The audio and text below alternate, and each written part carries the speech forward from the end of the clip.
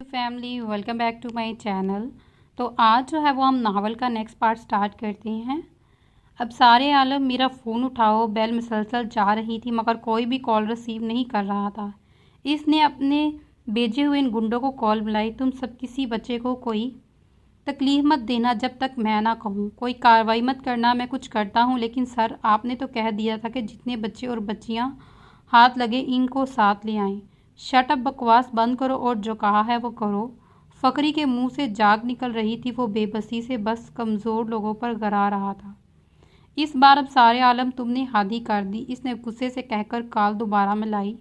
बेशुमार कॉल्स के बाद आखिर कॉल पिक कर ली ही गई। इस आधे घंटे में फखरी आधा हो चुका था। इसकी इकलौती बेटी थी, वो भी शादी के 70 साल बाद पैदा हुई थी और इसमें तो इसकी जान ही थी। अब बाबर में इनकी जान इससे भी ज़्यादा बसती थी। ऊपर से इस बच्चे को कैंसर जैसे मूसी बीमारी थी। बेतहाशा दौलत होने के बावजूद भी औलाद जैसा सुख सुखा कभी बीवी जैसे पकीज़ा रिश्ते का भरम रख सका था। वो समझता रहा कि घर की औरत दाल बराबर है। वो सिर्फ दो ही औरतों की इज्जत देता था, बीवी को और बेटी को। फखरी की बेटी होने के बाद भी नाजीबा हरकत फखरी की बेटी होने के बावजूद भी नाजेबा हरकतात की बात पर खुद को ही अलग कर लिया था और अल्लाह से लो लगा ली थी। कॉल अटेंड हो चुकी थी। फखरी की आवाज़ में नरमी और आलसी भी आ चुकी थी। वो जो आधे घंटे पहला शेर बन रहा था अब बीगी बिल्ली बना, अब सारे आलम के आगे गिड़गिड़ा रहा था। कहो फखरी, कैसे याद किया? मैं ज़रा बाहर निकला हुआ था, जानता हूँ। फखरी ने खुद को कंपोज करते हुए कहा, मेरा नवासा बाबर बीमार है, अब सार इसे छोड़ दो। अच्छा, तो इसलिए कॉल की तुमने मुझे? तुम जानते हो मैं तुम जैसा नहीं हूँ, फिर क्यों मेरे साथ आए दिन पंगे लेते हो? सॉरी कहो मुझसे। अब फखरी अबसार से एक बात में चित गया। वो ऐसा ही तो था, काम भी करता था, कम बोलता था मगर अच्छा बोलता था। गाली दुश्मन को भी नहीं देता था, अखलाक से गिरी हुई हरकत नहीं करता था। क्या चाहिए तुम्हें? फखरी की आवाज़ माउथ स्पीकर से उभरी। तुम्हें पता है, मुझे बताने की ज़रूरत नहीं। अबसार ने कहते साथ ही कॉल डिस्कनेक्ट कर दी। फखरी ने अपने गुंडे वापस बुलवा लिए, फिर अबसार आलम को कॉल की। तुम्हारा काम हो गया है, बाबर को छोड़ दो। जमाली का क्या करना है? दावर और जमाली साथ इंटर हुए। अबसार आलम ने स्पीकर फ़ोन पर लिया, कसते दावर और जमाली को बैठने का इशारा किया। वो लाउंज में बैठा बाबर रोते रोते सो गया। गाजिया के रूम में ही था। गाजिया ज़हीर भी इस मासूम से बच्चे को सुलाकर खिड़की में आन खड़ी हुई। सुबह होने वाली ही थी, चंद घंटे रह गए थे। वो जमाली को और एसएसपी के साथ देखकर हैरान थी। जमाली को जेल में डाल दो, मेरी बला से कुछ भी करो, फांसी पर चढ़ा दो, सबूत भी देने को तैयार हूँ। जमाली को भी तेज आया। और मैं तो जेल में था, जस्टिस पर कातलाना हमला तुमने किया तो क्या तुम बच जाओगे? हर जुर्म मेरे आधे पार्टनर तुम हो, तुम्हें ऐसे नहीं जाने दूंगा। जमाली ने सारे आलम के हाथ से मोबाइल लेकर अपने सारे राज खुद ही फाश कर दिए। ना सिर्फ गाजिया ज़हीर की अकल ठिकाने आई, बल्कि दावर के हाथ भी सबूत लग चुके थे। जमाली ये चल रहा है, इसके पास बाबर है, मेरी बेटी हॉस्पिटल में है, वो बेहोश है। स्पीकर अभी भी ऑन था। तो क्या इनके लिए तुम मुझे फांसी लगाओगे? अब मेरी बात सुनो। अब सारे आलम ने वापसी कान से लगाया फ़ोन। शान ज़िशान और खुरम जकी गर्ड्स हाउस पहुंचकर सब ओके करके अब सारे आलम को तसल्ली दे चुके थे। आ जाओ, तुम गर्ड्स हाउस से बाहर को ले जाओ। वो तो रोड पर ही पागलों की तरह घूम रहा था। फ़ौरन पहुंचा था एसएसपी, आपका काम हो गया। बाहर पुलिस की गाड़ी खड़ी थी। कांस्टेबल ने फखरी को हथकड़ी लगाई और दोबारा से जमाली भी गाड़ी में जा बैठा। इनके जाने के बाद ही सारे आलम ने टाइगर को भी बेचकर बाहर बाबर को घर बाहिफाजत छोड़ दिया। अब सारे आलम के माथे पर बल ऐसे गायब हुए जैसे कुछ था ही नहीं। गाजिया ज़हीर ने जैसे ही सारे आलम को उठते देखा, वो सोफे पर ब्लैक एंड आउट सोती बन गई। अब सार ने चेंज किया। फजर की नमाजें अजानें शुरू हो चुकी थी। इसने वज़ू किया, कप फोल्ड किए और वॉशरूम से बाहर आया। गाजिया को देखा, इसे उठा दो, नमाज ही पढ़ ले। मगर फिर दिल कहता है 2 दिन नहीं सोई। मगर इसे फिर से ख्याल आया, नमाज नींद से बेहतर है। इसने आवाज़ दी, गाजिया नमाज पढ़ लो, फिर बेड पर आकर सो जाना। वो आवाज़ देकर बाहर निकला ताकि आराम से नमाज अदा कर सके। अब सारे आलम नमाज पढ़कर वापस आया तो गाजिया वैसे ही लेटी हुई थी। अब सार ने इसकी थकन महसूस की। वो पुरसोच नज़रों से इसे अपनी थोड़ी पर हाथ फेरते हुए इसे देखने लगा। वो सर तक कंबल ताने हुए थी, मगर अब सारे आलम को वो कंफर्टेबल नहीं लग रही थी। इसकी गर्दन सोफे के दहाने पर थी, जहां आदत हो गई थी इसे ऐसे ही सोने की। वो अपने घर में कैसे रहती थी शहजादियों की तरह। वो सोचने लगा तो नींद का वो डीठ हो चुकी थी, मगर बेहिस नहीं हो सकता था। खुद से ज़्यादा अपने अजीज़ों की परवाह करता था। मैं इसे अगर उठाकर बेड पर लिटा दूँ तो ये गुस्सा तो नहीं करेगी ना? वो खुद से बात करने लगा। क्यों गुस्सा करेगी? बीवी है, तुम्हारा हक है, तुम्हें इस पर इसके अंदर कोई चीखा था। वो चंद कदमों के फासले भी था, इससे ज़्यादा कदम नहीं उठाने पड़े। गाजिया उठो, पहले नमाज पढ़ लो। इसे इसकी फिर से नमाज की फिक्र सताने लगी। वो इसके ऊपर से कंबल हटाने एक बार फिर वही अल्फाज दोहराने लगा, मगर इसके चेहरे का रंग इतना सुर्खी माइल हो रहा था जैसे किसी को बुखार के वक्त होता है। इसने जल्दी से इसके माथे पर हाथ रखा। वो बुखार से तप रही थी। यह थकन के साथ साथ इसकी टेंशन की भी वजह बना। अब सारे आलम ने इसके ऊपर से ब्लैंकेट हटाया और इसे बेड पर रखा और फिर इसे अपने बाजू में बढ़ता हुआ वो बेड तक ले आया। तुम लगती तो नहीं हो इतनी मोटी, मगर वज़न बहुत ज़्यादा है, वो अपने मुंह में बढ़ाया। इस पर कंबल ओढ़ता वो किचन में गया, एक बाउल लाया और इसमें पानी भरा और रूम में वापस लाया और अपना रुमाल जो इसने साइड टेबल पर रखा हुआ था नमाज से पहले, इसी से उठाया और पानी में भिगोता हुआ फिर इसके माथे पर उल्ट पुल्ट करके पट्टियाँ करने लगा। इसके गालों पर सुर्खी बहुत बली लग रही थी। अगर ये शर्माए तो बिल्कुल इसी की तरह ब्लश करे। इसके गाल वो इसमें कोने लगाने लगा और फिर बहुत देर तक इसके माथे पर पट्टी रखकर इस पर अपना दायां हाथ रखता और मुसलसल इसके चेहरे के खदोखाल देखता।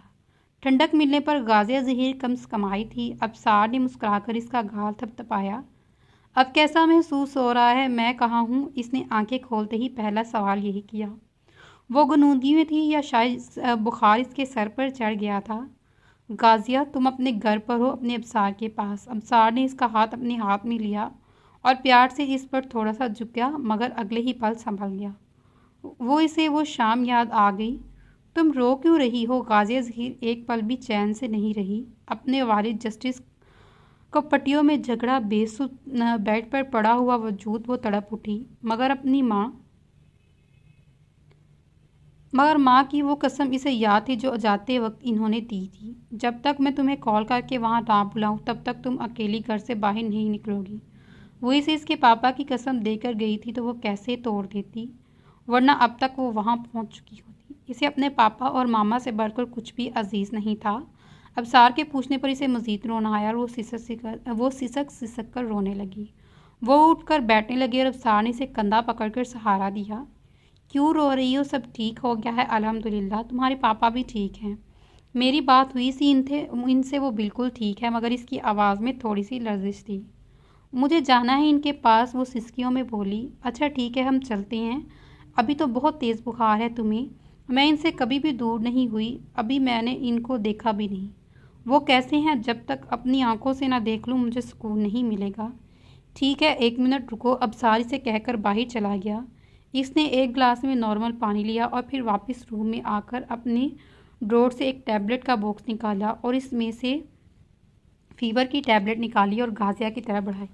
ये टैबलेट ले लो, फिर चलते हैं। मैं नहीं खाती टैबलेट, मुझे नहीं अच्छी लगती, गाजिया ने रोते हुए जवाब दिया। अब सार ने इसके सामने बैठ गया।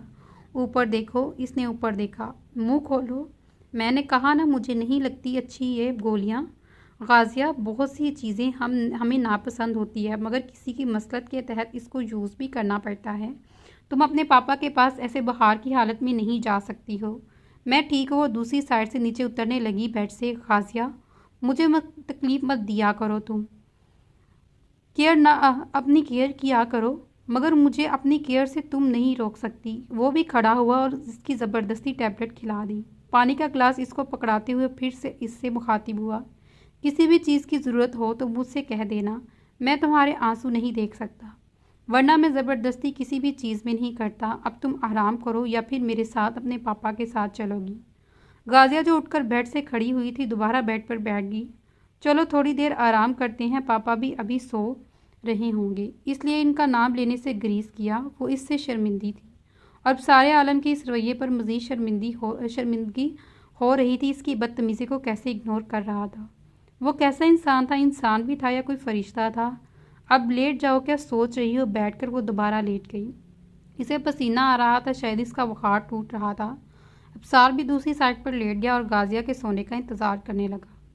कोशिश के बावजूद भी अबसार आलम को नींद नहीं आ रही थी। वो 10 मिनट तक के लिए सो गया और तसल्ली करते हुए कि गाजिया सो गई है, वो उठा, शावर लिया, शेव बनाई और तैयार होकर गर्ल्स हाउस चला गया। वो सब बच्चों के दरमियान गिरा हुआ था, एक एक बच्चे की बात गौर से सुन रहा था। मेरा नाम है लिदा जरानकवी। आज मैं आई। हम सॉरी, ये मैंने ऐप की हुई है तो कभी कभी ऐड आ जाते हैं। बैठा हुआ था। अब सारे आलम की दुनिया इसी पर शुरू होती और इन्हीं पर ख़त्म होती। टीचर भी इनके साथ ही आन बैठे थे। वो सब में दोस्तों की तरह बैठा था। हर छोटा बड़ा बच्चा इसकी हर बात मानता था, शेयर करता। वो घंटों तक इनके साथ ही रहता। आज भी जब आया था इसे सुकून नहीं मिला जब तक इसने अपनी आंखों से इनको नहीं देखा था और इन सबको खुश देखकर डेरो इतना उतरा था इसके अंदर। वो सबको अलविदा कहता हुआ अपने रूम में आया। गाजिया भी उठ गई थी। इसे भी दिन में सोने की आदत नहीं थी। तुम इतनी जल्दी उठ गई? अबसार इसके हुलियों को देखता हुआ थोड़ा शर्मिंदा हुआ। ये लड़की मेरी वजह से कितनी बड़ी मुसीबत से निकली है। अबसार आलम के हाथ में ट्रे थी। वो मेस से ही नाश्ता बनवा कर लाया था। लो नाश्ता कर लो, मुझे तो अभी भूख नहीं है, वो बहुत आहिस्तगी से बोली। चलो फिर, मैं भी नहीं खाता। चलो फिर हम दोनों चलते हैं तुम्हारे पापा के पास। अबसार आलम ने भी इसे फोर्स करना मुनासिब नहीं समझा।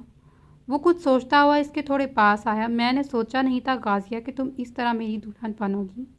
अबसार ने इसकी कलाई पकड़ी और इसे अपने सीने तक ले गया। फिर खोए से अंदाज में बोला, बिना अरूसी मलबूस से, बिना किसी चूड़ी और कंगन के मुंह दिखाई मैं तुम्हें पूरी रात रोड की सैर करवाऊंगा। और इसे पकड़कर बेड तक लाया। गाजिया ज़रा फासले पर जा बैठी। अबसार इसकी हया समझकर मुस्कुरा दिया। मेरे साथ चलो, मैं तुम्हें बाहर ले चलता हूँ। जी अच्छा। वो बहुत फर्माबरदारी से इसकी हर बात मान रही थी। अबसार को भी हैरत हुई, मगर वो अपनी कीज़ उठाता हुआ बाहर निकला। गाजिया भी अपनी चादर लेती हुई इसके पीछे निकली। अबसार, मुझे तुमसे कुछ कहना है, मैं तुम्हें ही सुनना चाहता हूँ। जाने अबसार आलम, वो ज़रा रोमांटिक सा हुआ। ऐसे तो मैं बात नहीं कर सकूँगी। अच्छा, अगर इतनी ही सीरियस है तो फिर बोलो। वो संजीदा हुआ। गाड़ी इनकी मेन रोड पर आ चुकी थी। वो एक मार्केट के सामने रुके। गाजिया ने अबसार से कहा, हम तो पापा के पास जा रहे थे, आप मुझे यहाँ क्यों लेकर आए? बुखार तो नहीं है ना? अब तुम्हें? अबसार ने इसके माथे को छुआ। मैंने आपसे कुछ पूछा? ले चलता हूँ, पहले तुम्हें मेरे साथ तो चलो। मैं नहीं चाहता तुम्हारे पापा तुम्हें इस हालत में देखें।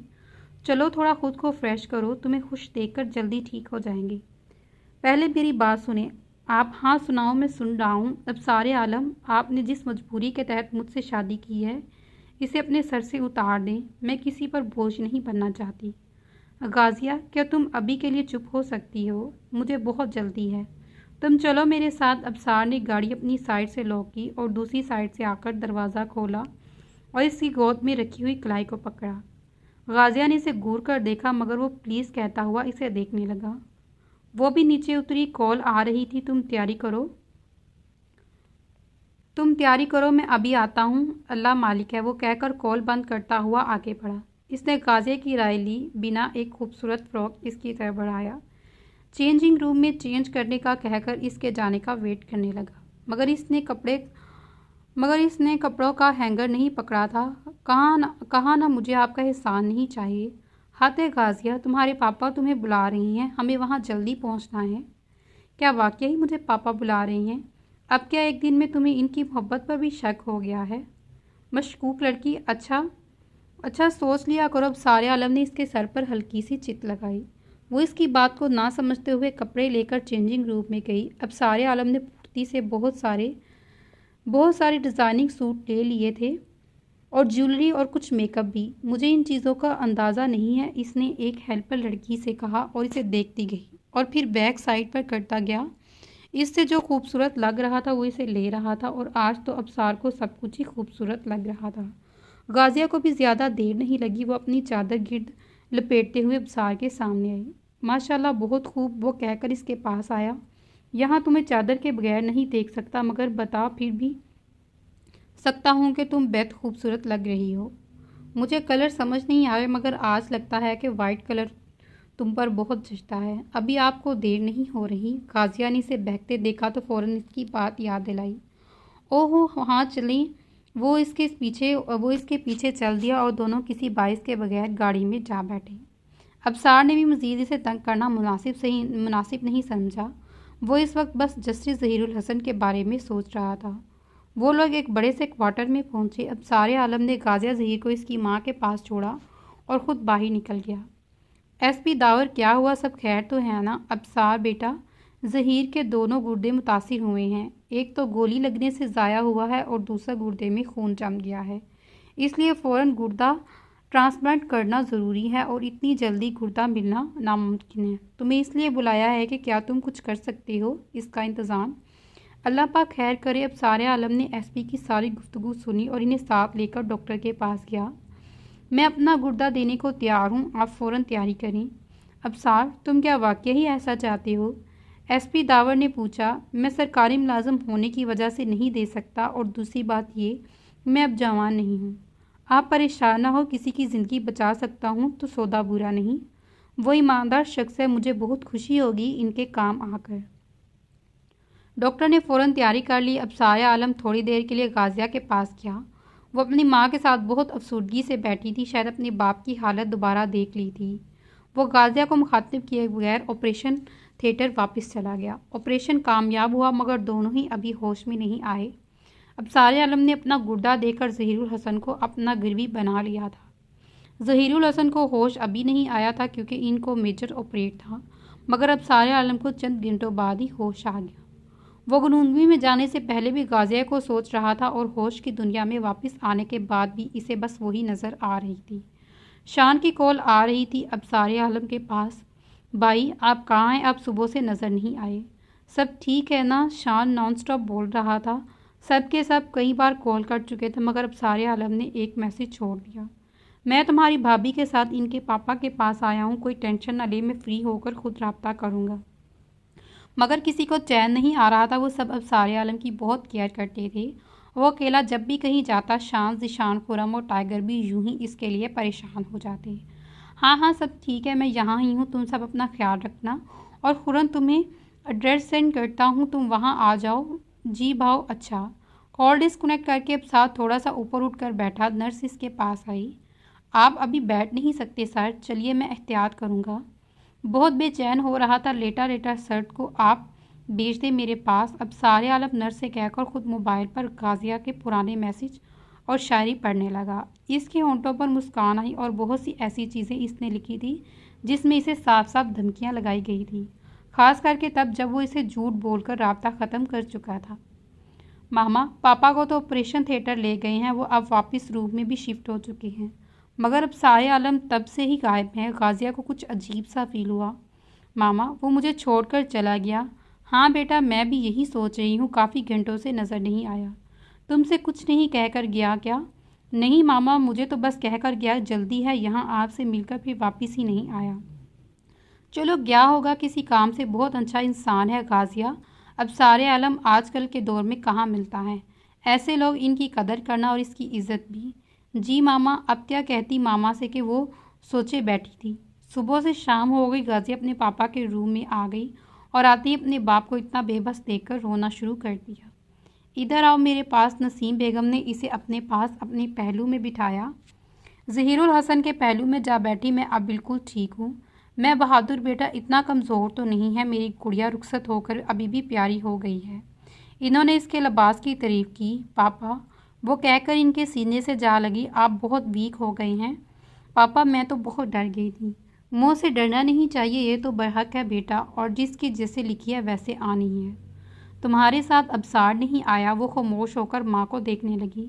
आप जल्दी से ठीक हो जाएं, फिर सब कुछ देख लेना और इनसे खुद ही आप पूछ लेना। पापा जानी। नसीम बेगम की बात को टोकर इसने माहौल को खुशगवार बनाया और बहुत देर तक चहकती रही अपने पापा के साथ। अब सारे आलम जो थोड़ी देर के लिए इसके जहन में आया था, वो कहाँ गया और क्यों चला गया, इसके दिमाग से महवर हो गया। वो बस अपने मामा पापा के साथ खुश थी और इसके साथ बैठकर सब कुछ भूल गई थी। मगर एक बात से अब इसे नागवारा गुजरी कि अब सारे आलम इसके पापा के लिए नहीं रुक सकता था। इसे मेरी भी परवाह नहीं, वैसे भी अब सारे आलम के लिए ऐसा ही था। इसे बगैर सोचे ही वो जज कर लेती थी और सजा दे देती थी। हर बार इसे अब सारे आलम ने बचाया था। वो अगवा हुई थी। अब सारे आलम खुद इसे घर छोड़कर गया। हालांकि पाशा के आदमियों ने घेर लिया पर फिर पाशा गाजिया को लेकर जंगल की जानिब बढ़ा, मगर अपनी परवाह कैसे किए बगैर वो पीछे भागा। मगर गाजिया ज़हीर इसे काट रही थी, मुक्के मार रही थी और यकदम इसके जंगल से निकलकर इसने एक बहकती हुई नदी में छलांग लगा दी। अब सारे आलम इस लड़की के हौसले को दाद दिए बिना ना रह सका। अब सार ने एक लम्हे की ताख़ीर किए बगैर इसके पीछे नदी में कूदा। रात अंधेरी थी, मगर गाजिया की चीखों ने इसे सिमत बना दी। इसे देर नहीं लगी, इसे बाहर ले आया, मगर तब वो बेहोश हो चुकी थी। पाया तो कुछ भी नहीं कर सका, मगर इसने ज़हीरुल हसन को कॉल कर दी और पुलिस ने इसे घेर लिया। शाम पुलिस को देखकर साइड पर हो गया। खुरम जेल में था। तब अब सारे आलम ने गाजिया ज़हीर के बाप को कॉल की और इसे कहा कि आपकी बेटी में कुछ नहीं होने दूंगा, आप अपनी पुलिस को बुला ले, मैं आपकी बेटी को आपके घर छोड़ दूंगा। इसी तरह किसी को भी नहीं पता चला कि वो एक रात कई घंटों के साथ गुजर गई। वो पाक दामन है, ये सिर्फ आप ही कह सकते हैं, दुनिया नहीं, मेरी नुकसान नहीं पहुंचेगा। लोग मेरे पर भरोसा नहीं करेंगे, मगर आपकी बेटी पर भी कोई भरोसा नहीं करेगा। इसमें मेरा कोई कसूर नहीं। मैं चाहूँ तो आपकी बेटी को हत्यारा बना सकता हूँ, मगर मैं ऐसा नहीं हूँ। अब सारे आलम बोलते बोलते खामोश हुआ। वो एक बात, आपकी बेटी को पाशा में से मैं आज़ाद करवा कर लाया हूँ। इसकी हालत अभी ख़राब है, वो नदी में कूद गई थी। बताओ अब क्या करना है। ज़हीरुल हसन को अब सारे आलम की बातें ठीक लगी, इसलिए इसने पुलिस को वापस जाने को कहा और अब सारे आलम को गाड़ी भिजवाई, जिसमें वो गाजिया को घर छोड़ कर गया और खुद शान के साथ अपनी मशकी घोड़े पर वापस चला आया। इसका ये एहसान भी था अबसार पर, वरना पुलिस मुकाबले में मार भी सकती थी और नदी में इसकी जान भी जा सकती थी, क्योंकि इसे तैरना नहीं आता था और वहाँ से भाग भी सकता था गाजिया को हथियार बनाकर। मगर वो छिपकली से डरी सहमी इसके चौड़े सींग के साथ लगी वो बेज़र सी लड़की इसके सोए हुए जज्बात जगा रही थी। अगर वो कुछ देर यूं ही इसे ऐसे अपने साथ लगे रहने देता तो वो बहक जाता। वो अपना ईमान कमज़ोर नहीं करना चाहता था, इसलिए इसे छोड़ने जा रहा था। तो वो इसे किसी हालत में इसे दुख नहीं दे सकता था। इसने सोचा था कि इसके दिल में अपने लिए मोहब्बत और इज़्ज़त पैदा करूँगा, ना कि ज़बरदस्ती से इसे अपनी तरफ माइल करूँगा। मगर जो भी था, बाकी सब एक इत्तेफाक था, वो मेरे और भी करीब हो गई थी। इसलिए इसने जस्टिस को सब बता दिया। जब जमाली और फ़खरी इनसे मिलने आए, इसे लगा कि वो भी अब इन्वॉल्व है, शामिल है। मगर इनके जाने के बाद अब सारे आलम ने पहले गाजिया से तल्लुक़ ख़त्म करने का सोचा और फिर जस्टिस से मुलाकात का टाइम लिया और इसके पास कोर्ट चला गया। जस्टिस ज़हीर ने इसे ज़्यादा इंतज़ार नहीं करवाया और जल्दी इससे मिलने आ गया। अब सारे आलम ने उठकर इसे मुसाफा किया। खुरम भी इनके साथ ही था। जस्टिस ज़हीरुल हसन, अब सारे आलम की आदत थी, वो इनका पूरा नाम लेता था। आपको पता है कि जमाली और फ़खरी आपके साथ क्यों थे? हाँ, वो मुझे कह रहे थे कि तुम इनको कुछ आर्जी तौर पर कब्जा करना चाहते हो, तो तुमने इन्हें धमकी दी है। फ़िलहाल तुम बताओ क्यों मिलने आए हो, जबकि जौहर का तुमने उसके बाद मैं तुम्हारी शक्ल भी नहीं देखना चाहता। जस्टिस ने अपनी बेटी के गवाह की हरकत जतलाते हुए इसे शर्मिंदा किया और इसका शर्म से सर झुक गया, क्योंकि वो वाकई इस हरकत पर शर्मिंदा था। I am sorry justice Zaheerul Hasan, मगर जिस शख्स को आपने जेल में रखा हुआ है वो बेगुनाह है। और वो सारे सबूत जस्टिस ने जवाब दिए। अब सारे आलम ने टांग पर टांग चढ़ाई। वो जेली थे और आप बात सुनने को तैयार नहीं थे। खैर वो किस्सा छोड़ दो, तुम मुझ पर अपने आने का मकसद बताओ। मैंने जमाली एंड ग्रुप को कोई धमकी नहीं दी। इससे ज़मीन खरीदने की कोई बात नहीं। वो एक शर्त रखना चाहता है और मैं जानता हूँ कि इस शर्त को, जस्टिस ने कहा, बुरी तो नहीं है, तुम्हें मान लेना चाहिए। वो अरसे से दोस्त है मेरा। अब सार ने बात कही।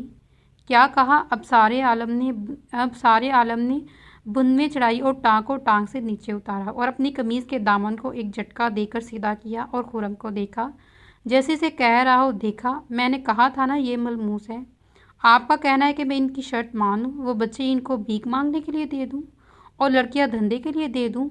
वाह जस्टिस ज़हीरुल हसन, शटअप, क्या बकवास कर रहे हो? जस्टिस ने अबसार को झाड़ा। अब सारे आलम खामोश होकर जस्टिस के बिला वजह गुस्से को देखने लगा। इनके हाथों की और कनपटियों की रगें ऊपरी हुई। वो जब्त का आदी था। कोलमैन शख्स हर बात आराम से ही कर जाता था और सह जाता था। चीखना, चलाना, दाड़ना अब सारे आलम की आदत नहीं थी, इसलिए लोग इससे डरते भी थे, क्योंकि इसकी ठंडी तबीयत में एक तूफ़ान छुपा हुआ था। जो वो करता था और वो सोचता था, वो सोचते ही रह जाते थे। वो इसे जोश दिलाते हुए जो दुश्मन थे, ताकि वो गुस्सा करें, हम पर चीखे, हम पर चलाए, हम इसको हथियार बनाएं और इसे जेल भिजवा कर चक्की पिसवाएं, क्योंकि ऐसा करके देख चुके थे। अब सारे आलम को किसी के साथ कॉन्ट्रैक्ट ख़त्म हुआ तो इसके साथ मज़ीद काम नहीं करना चाहता था, मगर इन्होंने इसे इस बेइज्जती का बदला लेने की ठानी और अपने एक और अपने एक और वर्कर को पैसा देकर ज़ख्मी कर दिया और पुलिस को इत्तला दी और पुलिस ने इसे अभियान लिया। इसने अबसार आलम का नाम लिया। जब ये बात कुछ अफसरान के पास पहुंची, जिनमें एसएसपी दावर भी शामिल थे, इन्होंने कहा कि अबसार आलम कभी मारपीट नहीं करता, गरीबों पर तो बिल्कुल भी नहीं। वो अपने कमज़ोरों से पर ऊंची आवाज़ में बात नहीं करता। इनमें ज़रूर दुश्मन की चाल है। इस तरह वो खुद ही इस केस से बुरी हो गए क्योंकि वर्कर को सच बोले पर उकसाया और पुलिस ने इससे भी सच और इसने पुलिस के सामने सच बोल दिया। नेकी हमेशा अबसार के काम आई। मैंने कब कहा कि तुम ये सब करो? 1 मिनट जस्टिस। अबसार ने अपना हाथ ऊपर उठाया जैसे कुछ समझ रहा हो। इसने जस्टिस की बातों की अब कहना क्या चाहते हैं? यही शर्त रखी थी इन्होंने जब खुरम को अंदर करवाया, मुझे यही कह कर के मैं इनके साथ ये धंधा करूं। अबसार ने जस्टिस को खुल्लम खुल्लम बताया ताकि इन्हें भी कुछ शर्म आए। तुम मेरे साथ खुद को सच्चा क्यों साबित कर रही हो? जस्टिस ने अबसार आलम की वजाहत को गलत रंग दिया। कानून अंधा है जस्टिस साहब, मगर आप तो अंधे नहीं हैं। शट अप अबसार, तुम अब लिमिट्स क्रॉस कर रहे हो। ठीक है, मैं खामोश हो जाता हूँ, आप ही सच बताएं। अबसार आलम ने खामोश होते हुए जस्टिस को रिलैक्स किया। और तुम्हारे पास क्या सबूत है इन बातों का? आपको मुझसे सबूत चाहिए तो आपको इंतज़ार करना होगा कल का। ठीक है, जस्टिस ने ओके कहा। अबसार आलम ने इजाज़त चाही और उठते हुए एक बात बाहर निकल गया। मैं आपको कॉल करूँगा, इंतज़ार कीजिएगा। ओके, मुझे इंतज़ार रहेगा, जस्टिस ने बैठते ही जवाब दिया और अपने हाथ में पकड़े हुए मोबाइल पर बिज़ी हो गया। तो चलिए इस नावल को यहाँ पे ख़त्म करते हैं और मिलते हैं अगली वीडियो में। कोशिश करेंगे कि अगली वीडियो में इस नावल को एंड कर दे। तब तक अपना ख्याल रखिएगा। अल्लाह।